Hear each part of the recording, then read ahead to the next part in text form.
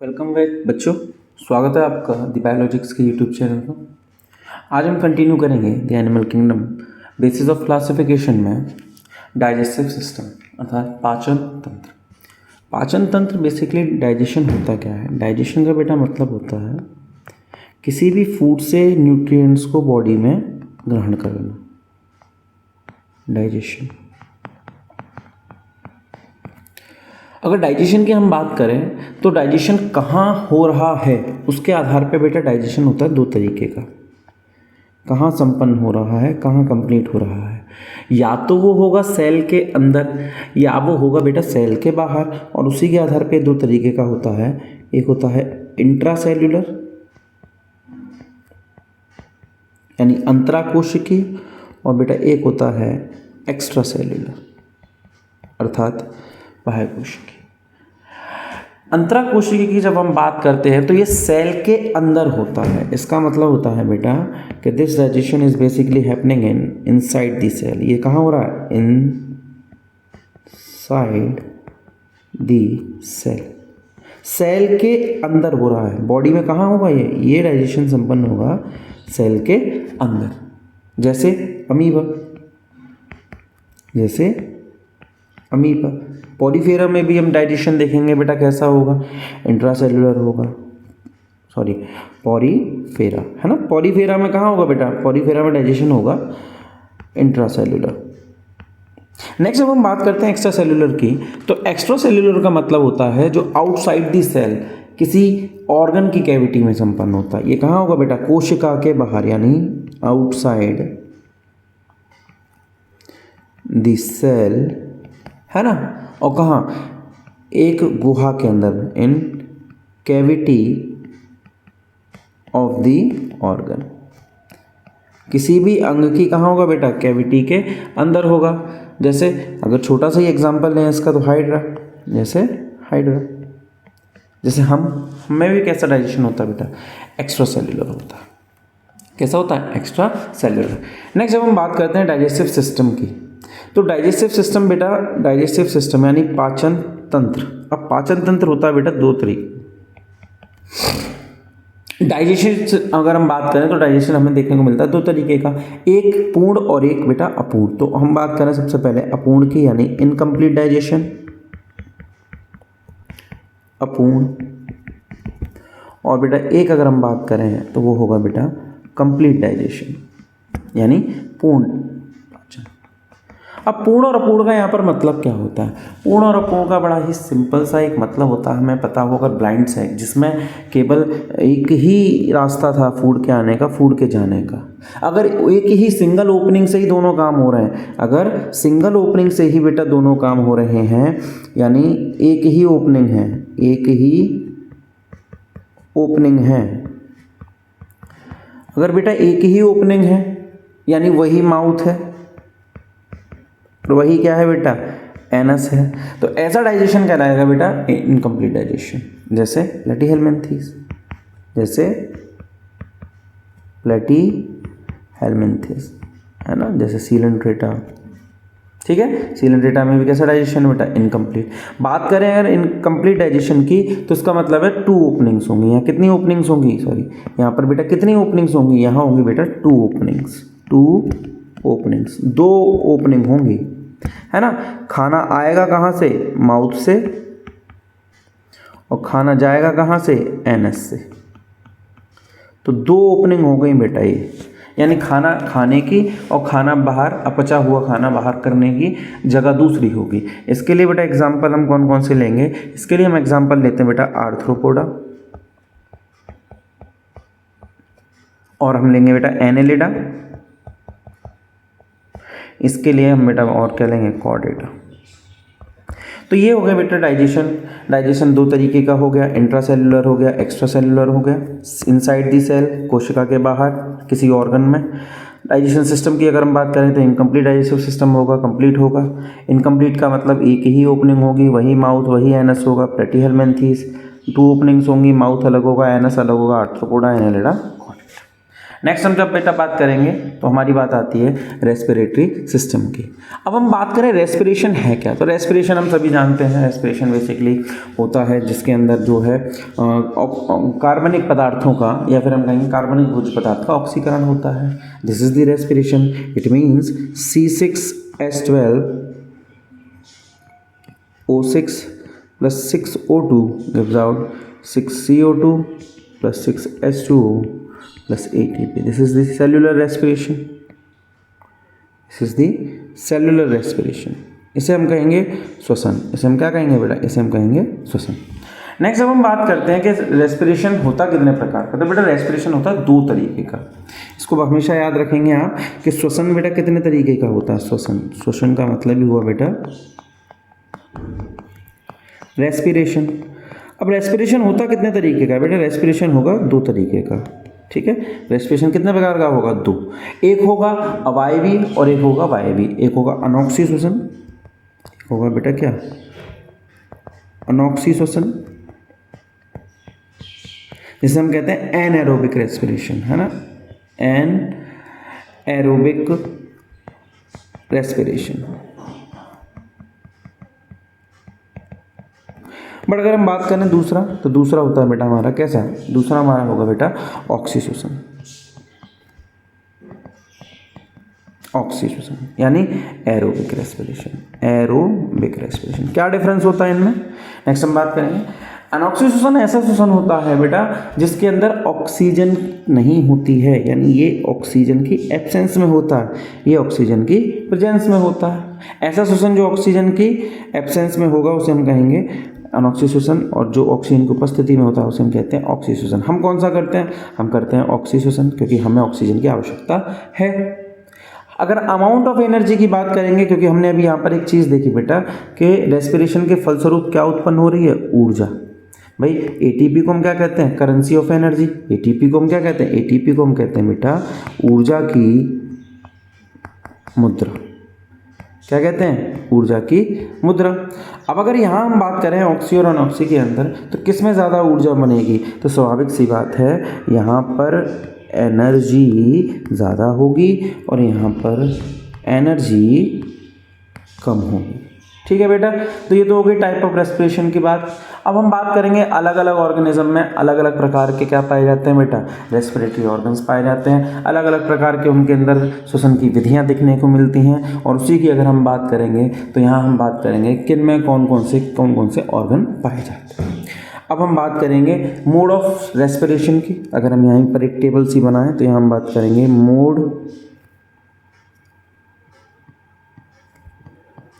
Mode of respiration. और अगर यहाँ हम बात करें तो यहाँ हम बोलेंगे उनके श्वसन अंग क्या हैं, यानी रेस्पिरेटरी ऑर्गन, उनके श्वसन अंग क्या हैं, है ना, ये क्या है, ये हो गया बेटा श्वसन अंग। और अगर हम बात करें तो यहाँ पर हम देख लेंगे एग्जाम्पल, जिन्हें हम कहेंगे एनिमल्स कौन कौन से आ रहे हैं इसमें। ठीक है ना, इसे हम क्या कहेंगे, इसे हम कहेंगे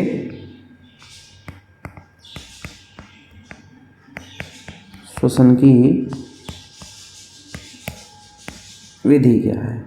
ठीक है, अब मोड ऑफ रेस्पिरेशन की अगर हम बात करें तो सबसे पहले हम देखेंगे बॉडी सरफेस से। बेटा किससे देखेंगे, हम देखेंगे बॉडी सरफेस से। तो पहला हमारा होगा बेटा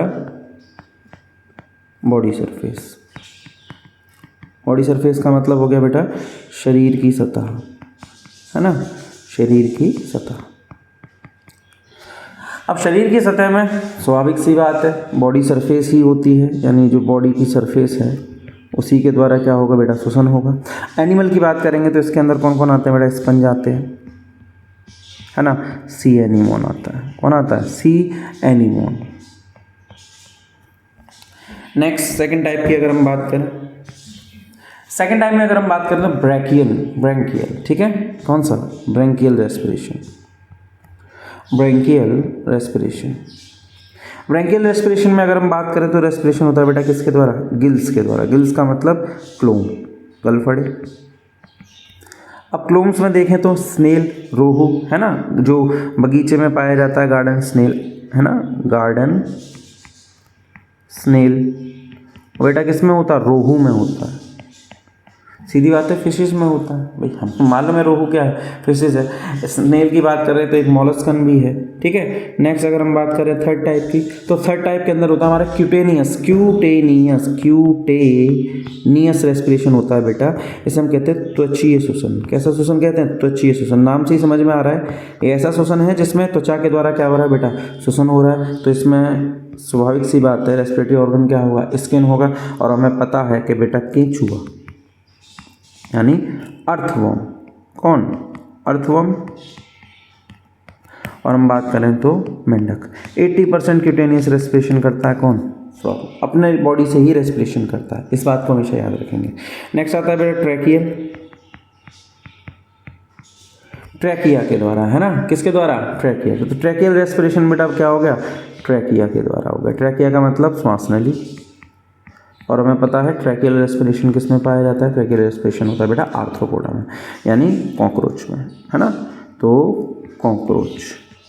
लेकिन हम कंप्लीट आर्थ्रोपोडा इसलिए नहीं कहेंगे क्योंकि हमारे पास बुक गिल्स और बुक लंग्स भी प्रेजेंट होते हैं, है ना। क्या क्या प्रेजेंट होते हैं, बुक गिल्स और बुक लंग्स। तो अगला है हमारा क्या, अगला है हमारा बुक लंग्स। अब बुक लंग्स का मतलब, बुक लंग्स तो इनका ऑर्गन भी क्या हुआ, बुक लंग्स। और बुक लंग्स होता है बेटा स्कॉर्पियन और स्पाइडर, डबल एस।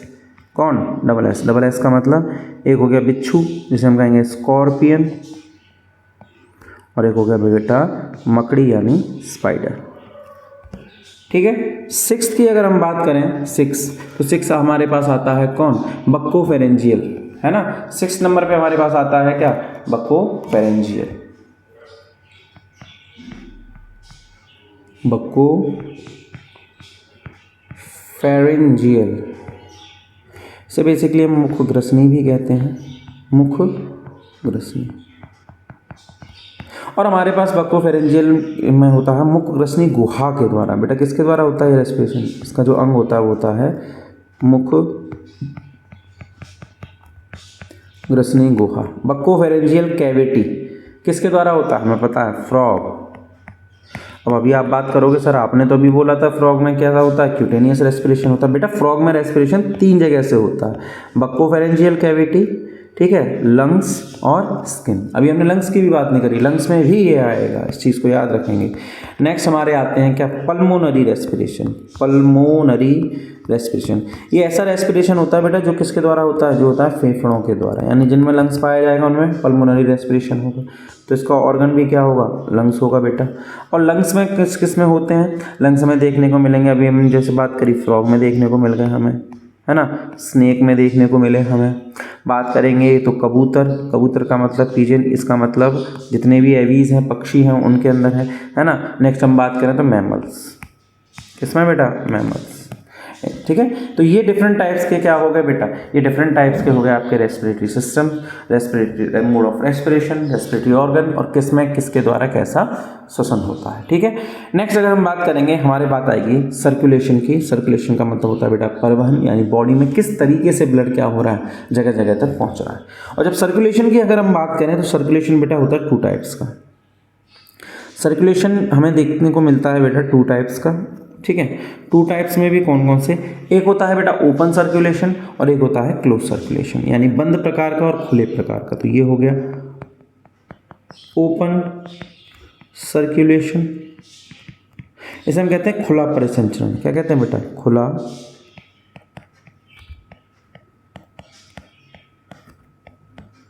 परिसंचरण। नेक्स्ट जब हम बात करेंगे तो हमारे पास आता है क्लोज प्रकार का, जिसे हम कहते हैं क्लोज सर्कुलेशन, जिसे हम कहते हैं बंद प्रकार का, बंद परिसंचरण।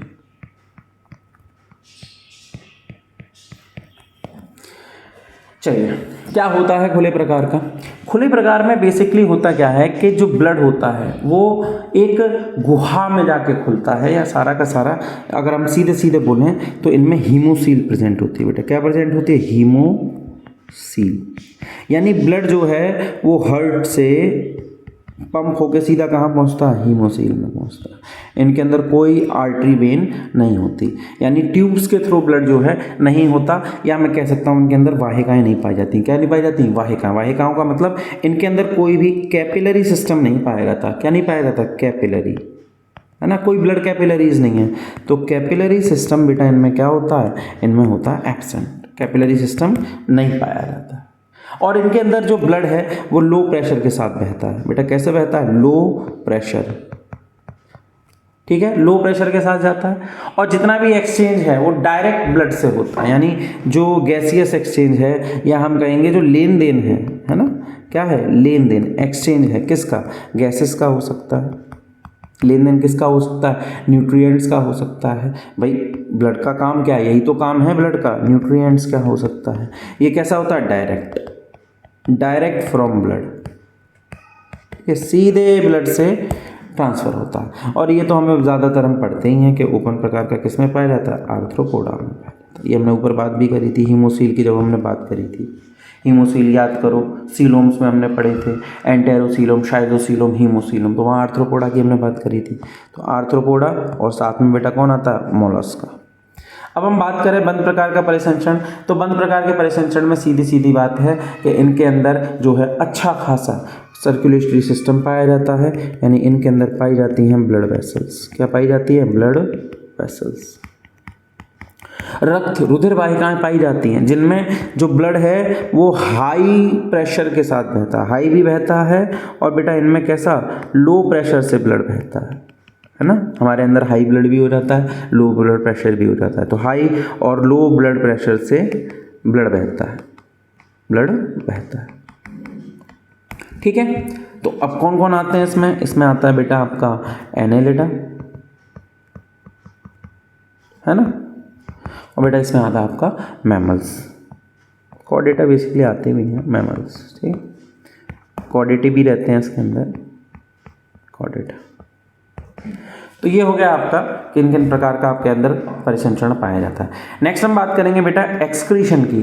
तो एक्सक्रीशन का मतलब क्या होता है, देखिए कई बच्चे क्या करते हैं कि एक्सक्रीशन को गलत समझते हैं। एक्सक्रीशन का मतलब समझते हैं वो स्टूल पास करना है। स्टूल का मतलब जो खाना हमने नहीं पचाया होता है उसे बॉडी से निकालने को वो क्या बोलते हैं, एक्सक्रीशन, जो कि एक गलत है, जो कि क्या है, गलत है बेटा। क्यों गलत है, क्योंकि एक्सक्रीशन का मतलब होता है शरीर से नाइट्रोजनी वेस्ट को बाहर निकालना। किसको बाहर निकालना,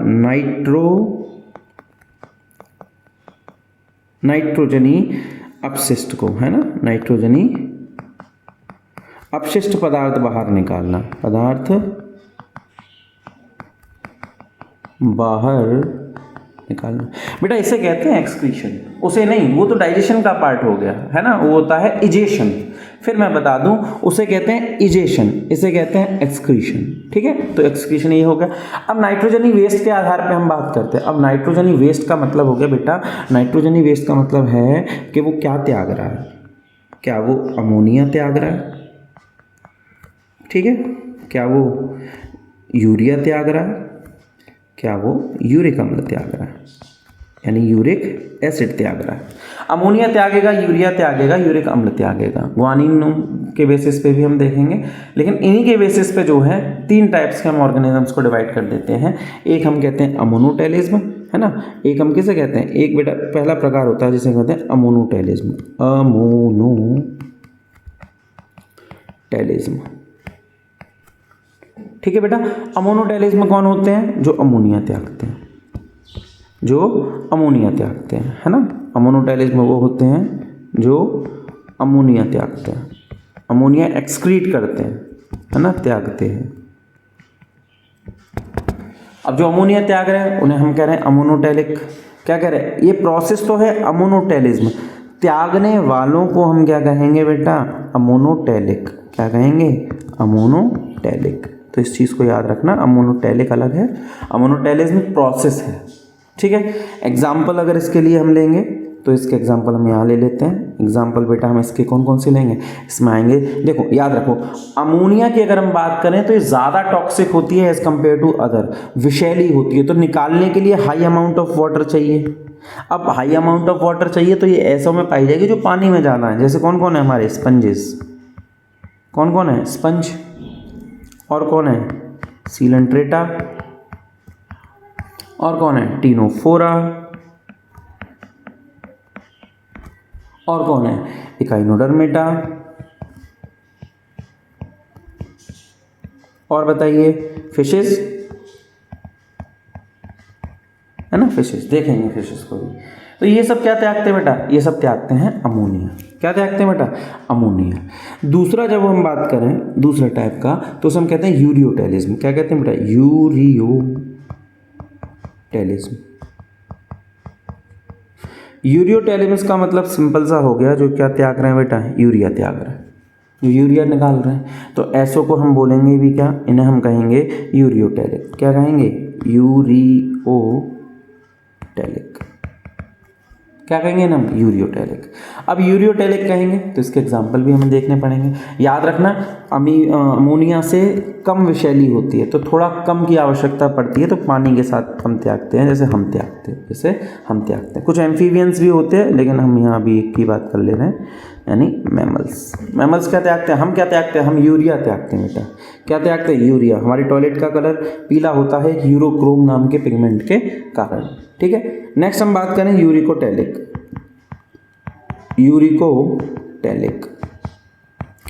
अब यूरिकोटेलिक क्या होते हैं बेटा, यूरिकोटेलिज्म होता है वैसे तो, चलिए उसी हिसाब से बात करेंगे जैसे चल रहा है ना। यूरिकोटेलिज्म का मतलब होता है बेटा जो यूरिक एसिड त्यागते हैं, यूरिक एसिड, ठीक है। अब यूरिक एसिड जो त्यागेंगे उन्हें हम बोलेंगे यूरिकोटेलिक। क्या बोलेंगे, यूरिकोटेलिक, ठीक है। अब यूरिकोटेलिक जो त्याग रहे हैं वो यूरिक त्याग रहे हैं। इसके लिए एग्जांपल कौन है, ये याद रखना, यूरिकोटेलिक जो होते हैं ना, ये याद रखना, ये पेस्ट जैसा त्यागते हैं। कैसा, पेस्ट जैसा, चिपचिपा। अब कौन कौन त्यागता है, कबूतर छेड़ कर रहता है, तो इसमें एग्जांपल आ गया क्या, बर्ड्स, आपने देखा होगा, आपने रेप्टाइल्स को देखा होगा, छिपकली, है ना, सेमी सॉलिड फॉर्म होती है। और बेटा इंसेक्ट्स, और कौन है बेटा, इंसेक्ट्स। अब एक चीज़ यहाँ याद रखेंगे, हम ये तो पढ़ लेते हैं, अब इसके बाद जो हमारे लिए एक मेन पॉइंट आता है ना, एक जो स्पेसिफिक मैं आपको बता रहा हूँ, जो आपको पता होना चाहिए, स्टार मार्क कर लेना। एक नाम आता है जिसे कहते हैं डुअल एक्सक्रीशन। क्या कहते हैं, डुअल एक्सक्रीशन। डुअल एक्सक्रीशन का मतलब है दो तरीके का उत्सर्जन शो कर रहा है, मतलब गड़बड़ कर रहा है। इसका मतलब एक है जो अमोनिया भी त्याग रहा है और यूरिया भी त्याग रहा है। कौन है वो, और वो बदमाश है हमारा अर्थवॉर्म। कौन है, अर्थवॉर्म। कब क्या त्यागेगा उसकी बात कर लेते हैं। अमोनिया त्यागेगा कब, जब पानी होगा ज़्यादा, जब, है ना। और यूरिया त्यागेगा कब, जब H2O कम, ठीक है। तो इसे कहते हैं डुअल एक्सक्रीशन, है ना। पानी थोड़ा सा कम होगा तो क्या करेगा, पानी सफिशिएंट होगा नॉर्मल कंडीशंस में, तो नॉर्मल कंडीशंस में याद रखना वो क्या त्यागेगा, यूरिया, नॉर्मली। इस बात का विशेष ध्यान रखना आप सभी कि जब भी पूछेगा नॉर्मली क्या त्यागेगा, तो वो नॉर्मली त्यागेगा, सामान्य रूप से वो क्या त्यागेगा, यूरिया। बट जब पानी की अवेलेबिलिटी होगी तब वो क्या त्यागेगा, अमोनिया त्यागेगा। क्या त्यागेगा बेटा, अमोनिया त्यागेगा। अब डिफरेंट टाइप्स की हम बात करें, एक्सक्रीटरी ऑर्गन्स की बात करते हैं। अब हमारे पास एक अलग, जिसमें हम बात करेंगे बेटा एक्सक्रीटरी ऑर्गन्स की। तो एक्सक्रीटरी ऑर्गन्स के लिए हम देखते हैं कौन कौन से ऐसे अंग हैं जिनका यूज़ करके ये क्या करते हैं, अपना उत्सर्जी पदार्थ को बाहर निकालते हैं। तो एक तरफ हम ले लेते हैं एक्सक्रीटरी ऑर्गन यानी उत्सर्जी अंग,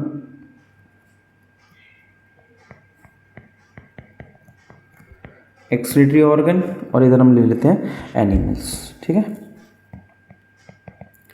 एनिमल्स। अब एक चीज़, हाँ एक चीज़ और बच्चे याद रखेंगे सभी, मैं यहाँ एक कॉलम सा बना दे रहा हूँ। यहाँ हम बात करते हैं टॉक्सिसिटी की, है ना, टॉक्सिसिटी।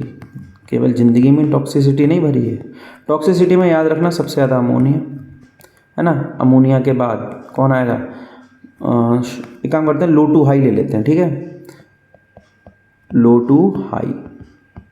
तो सबसे पहले आ गया यूरिकम, यूरिक एसिड के बाद बेटा कौन है, यूरिक एसिड के बाद है यूरिक एसिड के बाद है यूरिया, यूरिया के बाद है NH3 विच इज़ अमोनिया। एक चीज़ और मैं आपको एक और एक्स्ट्रा पॉइंट देता हूँ बेटा, कुछ होते हैं ग्वानोटेलिज्म। क्या होते हैं, ग्वानोटेलिज्म।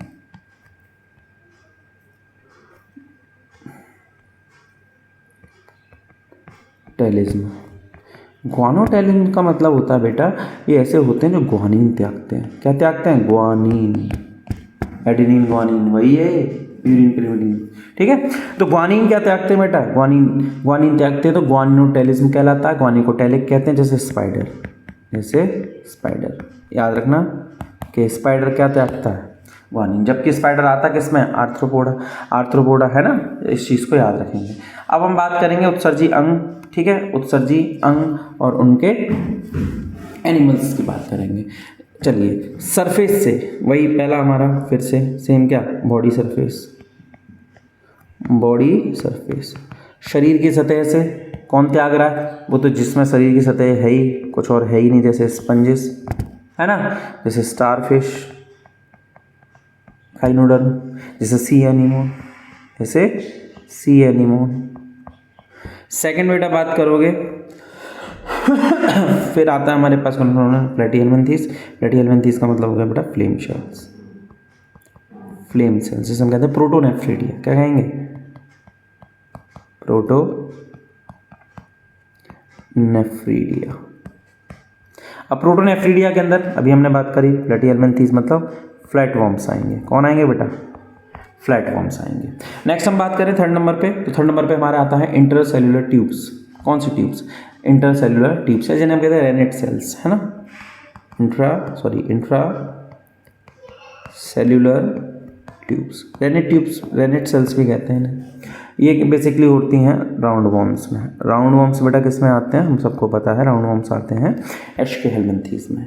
नेक्स्ट जब हम बात करेंगे बेटा फोर्थ नंबर की, तो फोर्थ नंबर में हमारा आता है नेफ्रीडिया। फाइलम बाई फाइलम अगर हम पढ़ते रहेंगे तो नेफ्रीडिया आता है फिर हमारे पास। और बेटा नेफ्रीडिया के अंदर आता है एनेलिडा का मतलब एक एग्जाम्पल अगर हम देखें तो इसके अंदर आता है बेटा अर्थवॉर्म। नेक्स्ट हम बात करेंगे बेटा, अब हम घुसेंगे किसमें? एनेलिडा के बाद आर्थ्रोपोडा में सबसे पहले हम एक्वेटिक की बात करेंगे, और एक्वेटिक में होते हैं बेटा ग्रीन ग्लैंड्स। और ग्रीन ग्लैंड्स बेटा किसमें? प्रॉन में। किसमें देखने को मिलेंगी आपको? प्रॉन में। नेक्स्ट हम जब बात करेंगे बेटा, तो नेक्स्ट हमारा आता है मेल्पिगियन टिब्यूल्स। क्या आता है? मेल्पिगियन टिब्यूल्स। मेल्पिगी एक साइंटिस्ट थे, उन्होंने इसकी डिस्कवरी करी, उसी पर इनका नाम पड़ गया मेल्पिगियन टिब्यूल्स। और मेल्पिगियन टिब्यूल्स बेटा ज़्यादातर हमें इंसेक्ट्स में देखने को मिलता है, विच इज़ कॉकरोच। नेक्स्ट जब हम बात करेंगे सेवन्थ नंबर पे, तो हमारे पास आता है, जैसे स्पाइडर वगैरह की भी तो हमने बात करी थी, ग्वानोटेलिक, तो उसी तरह यहाँ भी बात करेंगे, उन्हें हम कहेंगे बेटा कॉक्सल ग्लैंड। और कॉक्सल ग्लैंड की जब हम बात करें ना बेटा, तो ये होते हैं स्कॉर्पियन या बुकलंग्स, अलग ही है इनका। नेक्स्ट क्या है बेटा? हमारा स्पाइडर। अब आगे कॉर्डेटा में घुसेंगे तो वहाँ हमें देखने को मिलेंगी बेटा किडनीज। क्या देखने को मिलेंगी? किडनीज। ठीक है, अच्छा किडनी एक बात मैं बता दूँ, एलिगेटर है ना, तो ये आगे कॉर्डेटा में आ गया, कॉर्डेटा। बट एक चीज़ और है, एक गार्डन स्नेल भी है, जिसके अंदर क्या देखने को मिल रही है? किडनी भी देखने को मिलती है, क्लोम भी देखने को मिलता है, अलग ही है, सब में कुछ ना कुछ मिलता। तो आज हमने अभी तक इतना पढ़ा। अब हम आगे बात करते हैं बेटा नर्वस सिस्टम की। तो नर्वस सिस्टम अगर हम देखें तो नर्वस सिस्टम जो है ज़्यादातर कुछ में होता है, कुछ में नहीं होता है। जैसे नर्वस सिस्टम हम सब जानते हैं आसपास की चीज़ों को सेंस कराने का काम करता है। सीधे बात करें तो स्पॉन्जिस की बात करेंगे बेटा, स्पॉन्जिस में नर्वस सिस्टम नहीं होता है, नो नर्व सेल। अब सेल ही नहीं है तो सिस्टम कहाँ से बन जाएगा? शुरुआत तो सेल से ही होगी। सीलेंट्रेटा की बात करेंगे बेटा, सीलेंट्रेटा फ्यूज्ड टाइप का होता है, सबसे पहले इन्हीं में देखने को मिला। तो इनमें क्या है? डिफ्यूज टाइप का है ना, इनमें क्या है? डिफ्यूज्ड नर्वस सिस्टम है, डिफ्यूज नर्वस सिस्टम देखने को मिलता है। आगे हम बात करेंगे फ्लैटवर्म्स की, फ्लैटवर्म्स और राउंडवर्म्स। तो बेटा फ्लैटवर्म्स और राउंडवर्म्स में भी देखने को मिलता है कैसा? सीढ़ी नुमा, याद करो पढ़ा होगा सीढ़ी नुमा, है ना। कैसा होता है? ये लेडर शेप, है ना। जैसे प्लेनेरिया के अंदर हम देखते हैं इस तरीके से, ये और इस तरीके से सीढ़ी नुमा नर्वस सिस्टम हमें देखने को मिलता है। नेक्स्ट हम बात करेंगे इकाइनोडर्म्स की। आर्थ्रोपोडा हमें तो वहाँ मालूम है ही, डिटेल में हम पढ़ेंगे इकाइनोडर्म्स।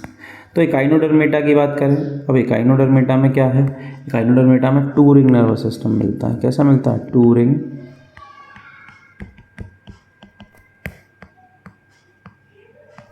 नर्वस सिस्टम देखने को मिलता है। तो ये तो बात होगी बेटा नर्वस सिस्टम की। अब हम बात करते हैं रिप्रोडक्शन की। रिप्रोडक्शन की अगर हम बात करें तो बेटा रिप्रोडक्शन का मतलब होता है capacity to produce a offspring, है ना, प्रोड्यूस अ ऑफस्प्रिंग। संतान उत्पन्न करने की क्षमता क्या कहलाती है बेटा? जनन कहलाती है। और हम जानते हैं रिप्रोडक्शन टू टाइप्स का होता है बेटा, एक होता है अलैंगिक जनन जिसे हम कहते हैं एसेक्सुअल रिप्रोडक्शन, और दूसरा होता है बेटा क्या? सेक्सुअल रिप्रोडक्शन यानी लैंगिक जनन। सीधी सी बात है, एसेक्सुअल और सेक्सुअल की अगर हम बात करें एक डिफरेंसेस के बेसिस पे अगर शॉर्ट में हम जल्द से जल्द बात कर लें तो देखो एक सेकेंड, इसको हम ऐसे समझ लेते हैं, बहुत अच्छा भी रहेगा, हम आप यहाँ पे क्लियर हो जाएगा। एसेक्सुअल रिप्रोडक्शन और सेक्सुअल रिप्रोडक्शन, इसका मतलब ये हुआ अलैंगिक जनन, और बेटा ये क्या है? लैंगिक जनन। ठीक है, डिफरेंसेस की छोटी मोटी बात कर लेते हैं, ज़्यादा नहीं। अलैंगिक जनन में बेटा क्या होता है? अलैंगिक जनन में सिंगल बॉडी होती है। सिंगल बॉडी का मतलब एक ही जनक होता है, सिंगल पेरेंट, है ना। तो इसमें कितने? एक जनक, सिंगल पेरेंट। इसमें बेटा कितने चाहिए? दो जनक, मतलब एक नर चाहिए और एक मादा चाहिए। दूसरा, इसमें निषेचन नहीं होता, है ना, इसमें निषेचन नहीं होता। इसमें निषेचन होता है, निषेचन नहीं है, थोड़ा पॉइंट आगे पीछे होगा तो उसमें भाई युग्मक ही नहीं है तो निषेचन होगा कहाँ से? लेकिन इसमें तो युग्मक है। अब निषेचन और युग्मक ये सब नहीं है तो हम कहेंगे युग्मनज भी नहीं बनेगा। बनेगा? नहीं बनेगा, जाइगोट नहीं बनेगा। अच्छा, एक मेन चीज़ क्या पता है कि इनमें विभिन्नताएं देखने को नहीं मिलती। विभिन्नताएं, है ना, बड़ा इंपॉर्टेंट टर्म है ये, कोई छोटा मोटा टर्म नहीं है, और यहाँ मिलती है वेरिएशंस, है ना, वेरिएशन देखने को मिलते हैं, कॉपीज बनती हैं। तो वही हम कह सकते हैं कि यहाँ क्लोन बनते हैं। क्या बनते हैं बेटा? क्लोन बनते हैं, लेकिन यहाँ क्लोन नहीं बनते। हम एक से नहीं कॉपीज नहीं होते, हम सारे भाई बहन क्या सारे बिल्कुल एक से दिखते नहीं, क्योंकि हम किसके प्रोडक्ट हैं? हमें बेटा सेक्सुअल रिप्रोडक्शन के प्रोडक्ट, बट एसेक्सुअल के थ्रू क्लोन बनते हैं, सेम टू सेम। क्लोन का मतलब होता है, क्लोन का मतलब मैं यहाँ लिख देता हूँ, क्लोन का मतलब होता है बेटा जो स्ट्रक्चरली और जेनेटिकली क्या हो? समान हो, यानी संरचनात्मक, है ना, और आनुवंशिक रूप से क्या हो? समान हो, आनुवंशिक रूप से समान, उसे हम बोलेंगे बेटा क्या? उसे हम कहेंगे क्लोन। तो रिप्रोडक्शन की अगर हम बात करें तो सेक्सुअल और एसेक्सुअल किनमें कैसे क्या होता है? इंटरनल होता है ना। तो यहाँ हम बात करेंगे रिप्रोडक्शन के लिए कि गैमेट नहीं बनता। तो अगर हम यहाँ सीधे अब अलग से लेके बात करें तो एसेक्सुअल किनमें होता है? देखो एसेक्सुअल होता है बेटा पॉरीफेरा में, हमने देखा है पॉरीफेरा में। एसेक्सुअल तो हमें उसमें भी देखने को मिला था, पॉलिप और मेड्यूसा। सीलेंट्रेटा में सेक्सुअल भी था, तो इसका मतलब सीलेंट्रेटा है, सीलेंट्रेटा है ना। इनमें क्या देखने को मिलता है? हमें एसेक्सुअल रिप्रोडक्शन देखने को मिलता है। बट अगर सेक्सुअल की बात करें तो सेक्सुअल रिप्रोडक्शन का मतलब है दो पेरेंट चाहिए, है ना। सेक्सुअल का मतलब क्या है बेटा? दो पेरेंट्स चाहिए। अब पेरेंट्स का मतलब है, या तो देखो अब सेक्सुअलिटी की जब हम बात करें, है ना, अब सेक्सुअल की जब हम इतना डिटेल में आ ही गए हैं तो हम बात करेंगे लैंगिकता की भी। किसकी बात करेंगे? लैंगिकता की। अब लैंगिकता के आधार पर बेटा जीव होते हैं दो तरीके के, या तो वो होगा एक लिंगी, कैसा होगा? एक लिंगी, या फिर वो बेटा कैसा होगा? द्विलिंगी। कैसा होगा? द्विलिंगी। द्विलिंगी का एक लिंगी का मतलब है नर और मादा अलग अलग बॉडी में युग्मक बनेंगे, नर मादा युग्मक अलग अलग बॉडी में बनेंगे। और इसका मतलब होता है नर मादा युग्मक एक ही बॉडी में बनेंगे। इसका मतलब क्या है एक लिंगी का? एक लिंगी का मतलब है नर युग्मक, है ना, नर गैमेट, मेल गैमेट, है ना, और मादा युग्मक और फीमेल गैमेट, दोनों क्या होंगे? अलग अलग बॉडी में, अलग अलग बॉडी में, है ना। अरे भाई दूर क्यों जा रहे हो? ह्यूमन, हम यूनिसेक्सुअल ऑर्गेनिज्म है ना। द्विलिंगी का मतलब होगा जहाँ नर व मादा युग्मक एक ही बॉडी में। कहाँ बेटा? एक ही बॉडी में। अब यहीं हमारा एक बढ़िया सा एग्जाम्पल आएगा, और वो कौन आएगा? वो आएगा बेटा अर्थवर्म, है ना। 12th में यूपी बोर्ड में काफ़ी पूछा जाता है, किसी एक द्विलिंगी जीव का नाम बताइए, तो वहाँ आंसर क्या जाएगा बेटा? अर्थवर्म जाएगा। वहाँ क्या जाएगा? अर्थवर्म जाएगा। ठीक है, यानी दोनों सेक्सेस एक ही बॉडी में है तो दोनों गैमेट एक ही बॉडी में बन रहे हैं, इस चीज़ को याद रखना। अब एक चीज़ आती है जिसे हम कहते हैं फर्टिलाइजेशन, जिसे हम क्या कहते हैं बेटा? फर्टिलाइजेशन, अर्थात निषेचन। निषेचन का मतलब होता है बेटा, सीधे सीधे बोल दें अगर निषेचन का मतलब, तो निषेचन का मतलब होता है फ्यूजन ऑफ गैमेट। क्या होता है? फ्यूजन ऑफ गैमेट्स, यानी नर युग्मक और मादा युग्मक का संलयन, है ना।